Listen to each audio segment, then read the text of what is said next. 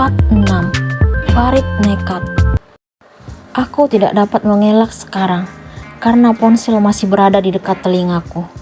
Farid berjalan makin mendekat ke arahku. Tatapannya sangat tajam, seperti orang yang ingin melampiaskan kemarahan. Tidak tahu apa yang akan laki-laki itu lakukan. Aku pun berdiri, lalu segera mengakhiri panggilan masuk dari Kenzo. Kemudian memasukkan ponsel ke laci meja kerja. Aku berharap agar Farid tidak bertanya tentang siapa yang telah meneleponku.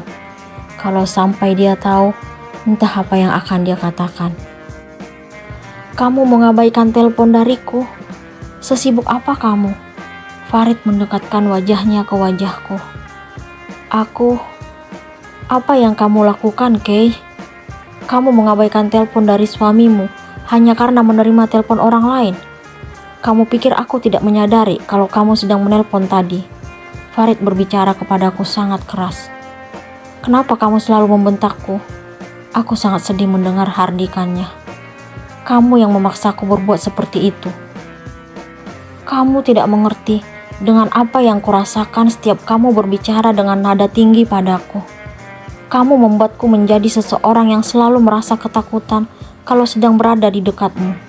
Akhirnya, aku mengungkapkan apa yang kurasakan selama ini. Kenapa baru sekarang kamu berkata seperti ini? Apa karena seseorang yang telah menelponmu? Siapa dia?" Aku berusaha mengingatkan apa yang dia lakukan, tetapi sekarang justru dia yang menyudutkan aku. Bukan siapa-siapa. Aku terpaksa tidak mengatakan yang sebenarnya. "Sini HP kamu."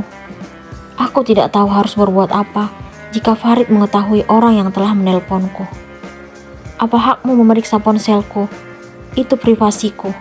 Aku berharap agar dia tidak memaksa untuk memeriksa ponselku. "Apa? Kamu bicara tentang hak? Kamu lupa siapa aku?" Dia tetap saja memiliki kata-kata untuk membuatku merasa bingung. "Aku sadar kalau kamu seorang bos, tapi itu bukan menjadi alasan untuk kamu menekanku dan mengetahui sesuatu yang tidak harus aku beritahukan padamu. Aku tetap tidak ingin memberikan ponselku kepadanya. Kamu lupa kalau aku suamimu, laki-laki yang berhak atas dirimu." Dia kembali menaikkan suara, lalu melingkarkan tangannya di pinggangku. "Kamu mau ngapain? Lepasin." Aku berusaha melepaskan diri darinya, tetapi tidak berhasil. "Kenapa? Kamu gak suka kalau aku yang melakukan ini? Kamu ingin siapa yang melakukannya?" Aku sedih mendengar ucapannya. "Kamu tega. Kamu seolah-olah berpikir kalau aku pernah diperlakukan seperti ini oleh orang lain. Serendah itu aku di mata kamu, Rit. Apa salahku? Kenapa kamu selalu menyalahkanku? Jika kamu merasa hubungan ini tidak harus terjalin, lepaskan aku. Aku akan pergi dari hidupmu." Aku merasa lega setelah mengutarakan apa yang aku pendam selama ini. Aku berpikir bahwa seharusnya ini yang pantas aku lakukan. Farid melepaskan dekapannya, lalu memegang daguku. "Siapa yang memberikan kamu hak untuk berbicara seperti ini?" Dia selalu saja melontarkan pertanyaan. Aku tidak mengerti dengan jalan pikiran laki-laki itu. Aku tidak perlu mendapatkan persetujuan dari siapapun untuk mengatakan apa yang seharusnya aku katakan. Hebat kamu, Kay. Kamu sepertinya ingin menguji kesabaranku. Apa karena kamu bosku? Kamu ingin agar aku meminta persetujuan darimu setiap kali ingin melakukan sesuatu? Aku gak terima. Pecat aku sekarang. Aku memberanikan diri untuk menaikkan suara di depannya. Mungkin lebih baik aku menjauh dari laki-laki yang mengaku tidak mengharapkanku tersebut. Wajah Farid tiba-tiba memerah. Aku tahu kalau dia pasti marah. Laki-laki itu kembali menunjukkan tatapannya yang sangat tajam, lalu makin mendekatkan wajahnya. Farid memaksa untuk menciumku, tetapi aku berusaha mengelak. Namun, apalah daya. Dia pun akhirnya berhasil menyentuh bibirku. Dia benar-benar tega. Aku tidak kuasa menahan tangis. Bening kristal dari pelupuk mata akhirnya tumpah membasahi pipi. Farid tiba-tiba memelukku sangat erat, lalu mencium puncak kepalaku. "Maafin aku, Kay. Aku telah membuatmu menangis. dia meminta maaf kepadaku. Aku masih tetap menangis karena tidak terima dengan apa yang telah Farid lakukan. Dia pun memapahku berjalan menuju sofa di ruanganku. Akhirnya, aku menghempaskan tubuh ke tempat duduk empuk itu.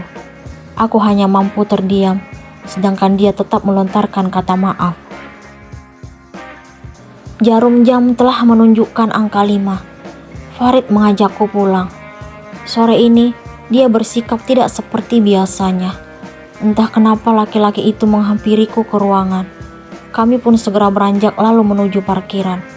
Farid tiba-tiba bersikap lembut, membukakan pintu mobil untukku. Aku berpikir, seandainya Farid bersikap lembut kepadaku sejak awal pernikahan kami, mungkin sekarang hati ini telah terbuka untuknya. Aku pasti luluh dan bertahan mendampingi hidupnya dan tidak memikirkan sosok Kenzo lagi. Namun, kenyataan kadang tidak seindah harapan. Farid justru makin mengingatkan diriku akan sosok Kenzo, laki-laki yang mampu membuat hati ini bergetar dan menumbuhkan rasa yang berbeda. Kenzo telah berhasil menjadi cinta pertamaku. Aku belum mampu menepiskan bayangannya dari benak dan pikiran. Jika membandingkan Farid dan Kenzo, perbedaan mereka bagaikan bumi dan langit. Farid memiliki sifat kasar, egois, dan cuek. Sementara Kenzo bertolak belakang dengan sifat itu. Dia lembut, pengalah, dan peduli. Seandainya Kenzo tidak menghilang kala itu, mungkin kejadiannya tidak seperti ini. Aku pasti tidak akan setuju menikah dengan Farid. Akan tetapi, kenyataan saat ini, Farid yang berada di sampingku. Laki-laki itu melirikku lalu melajukan mobil meninggalkan kantor. Hati ini masih belum mampu menerima apa yang dia lakukan tadi saat di ruangan. Farid telah berhasil merebut ciuman pertamaku secara paksa. Aku sama sekali tidak mengharapkan kejadian itu. Kamu masih marah? Farid membuka suara. Ini benar-benar di luar dugaan. Dia tiba-tiba berbicara dengan nada tidak seperti biasanya. Menurut kamu? Aku benar-benar minta maaf atas apa yang kulakukan tadi. Hari ini, Farid sepertinya memiliki persediaan kata maaf yang banyak. Aku tidak ingin memberikan balasan kepadanya. Hati ini masih sangat sakit jika mengingat semua perlakuannya semenjak kami menikah. Apalagi dia mengatakan bahwa dirinya tidak mengharapkanku. Sebenarnya, hubungan yang terjalin saat ini tidak memiliki alasan untuk tetap dipertahankan. Hanya perhatian dan kebaikan keluarganya lah yang mampu membuatku bertahan. Apa kamu membenciku, Kay? Kamu tidak berharap hidup denganku? Dia kembali melontarkan pertanyaan. Bukannya kamu juga tidak mengharapkanku? Kenapa kita masih tetap bertahan? Mungkin akan lebih baik jika hubungan ini diakhiri. Aku berusaha melupakan kebaikan keluarganya. Kenapa sekarang kamu tiba-tiba mengucapkan kalimat seperti itu? Apa karena kamu mencintai orang lain? Kamu pernah mengatakan itu padaku. Siapa orang yang kamu cintai, Kay? Bolehkah aku mengenalnya? Jiwa penguasanya tetap saja keluar, walaupun dalam keadaan seperti ini. Dia ingin agar aku selalu menjawab pertanyaannya. Maaf, kali ini aku tidak akan menjawab pertanyaanmu. Kamu gak perlu tahu siapa laki-laki yang aku cintai. Aku menolak menjawab pertanyaannya. Kalau kamu mencintainya, kenapa kamu tidak menikah dengannya? Itu yang akan aku lakukan jika kamu mengakhiri hubungan kita. Ceraikan aku, Rit. Kata perpisahan itu dengan mudah keluar dari bibirku. Farid tiba-tiba menepi, lalu menghentikan mobilnya. Apa yang kamu katakan, Kay? Permintaan apa ini? Dia memegang kedua lenganku. Bukankah kamu akan bahagia jika kita berpisah? Kamu sendiri yang mengatakan kalau kamu tidak mengharapkan diriku. Aku selalu mengingatkan apa yang pernah dia ucapkan. Aku gak akan menceraikanmu. Kalimat itu membuatku tidak mengerti dengan apa yang dia pikirkan saat ini. Mau kamu apa? Aku mohon, jangan siksa aku seperti ini. Kita tidak mungkin bertahan dengan hubungan palsu ini. Hubungan kita tidak palsu. Pernikahan kita sah di mata agama maupun hukum.